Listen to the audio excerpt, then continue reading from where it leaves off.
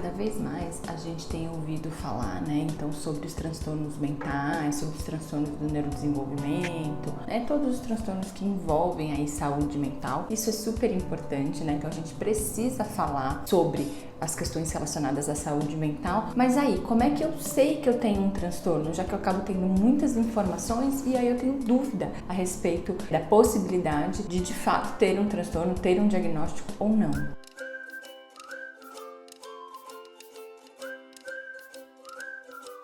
Eu sou a Lara da Almeida, sou psicóloga, mestre em psicologia clínica, doutora em distúrbios do desenvolvimento e aqui no meu canal falo sobre saúde mental. Então a gente tem que pensar porque é o seguinte, em saúde mental a gente não tem um exame em que a gente encontre um marcador biológico para fechar um diagnóstico em saúde mental. Então a gente não faz exames, a avaliação é sempre clínica, ou seja, eu pergunto, eu tenho questionários, inventários, que eu vou identificar ali a história de vida do paciente e eu vou identificar alguns sintomas ou não. E aí quando vocês veem na internet, sintomas de depressão, ansiedade, aí as pessoas falam, mas eu reconheço esse sintoma, eu reconheço tal sintoma, eu tenho isso eventualmente. Então a gente tem que entender o seguinte, para que de fato a gente considere na avaliação e diagnostique como um transtorno, a gente precisa levar em consideração a intensidade e os prejuízos do sintoma. Então o que significa isso? Eventualmente eu me preocupo quando eu tenho que apresentar uma palestra no meu trabalho, quando eu vou fazer uma prova. Então é esperado que a gente tenha uma certa preocupação, aumente o alerta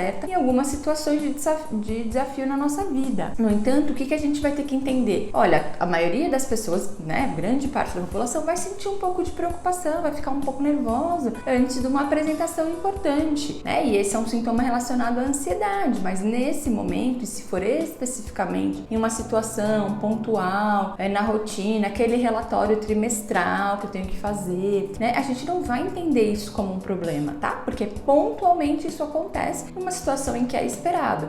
Então quando que eu vou saber se de fato tem uma importância? Se esses pensamentos, por exemplo, de preocupação são persistentes, ou seja, eu sinto preocupação no meu trabalho, eu sinto preocupação nas minhas relações, tenho esses pensamentos com uma frequência importante e mais, eles estão trazendo prejuízos para o meu dia a dia, ou seja, esses pensamentos eles estão tão frequentes que eu não consigo, por exemplo, fazer a minha rotina de trabalho de maneira como eu já fiz em outros momentos da minha vida. Eu não consigo mais, eu tenho evitado me relacionar, ver pessoas, porque me causa uma angústia, me causa um desconforto tão grande, esses pensamentos, eu fico tão preocupada como as pessoas vão olhar pra mim, o que elas vão achar do que eu tô falando, que eu evito esse contato social. Então aí a gente vai identificar prejuízos, tá? Então é comum que vocês identifiquem sintomas, sintomas de desatenção do TDAH. Não, mas a gente precisa olhar para isso. Qual é a frequência? Isso acontece toda semana? Todos os dias? Isso traz prejuízo nas suas relações? Eles estavam presentes lá desde a infância? Então é muito importante que a gente leve cada vez mais informação de qualidade,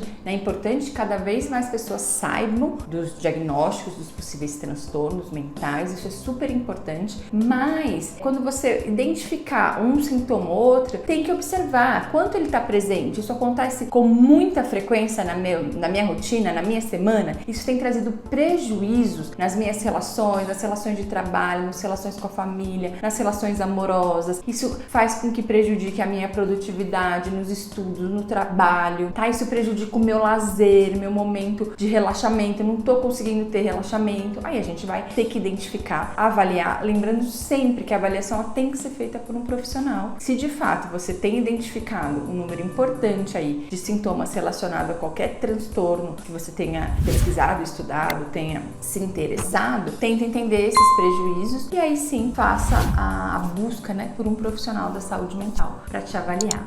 Tá bom? Se você gostou desse vídeo, deixe seu like. Se você tiver outras dúvidas, sugestões, comenta aqui comigo. Até o próximo vídeo.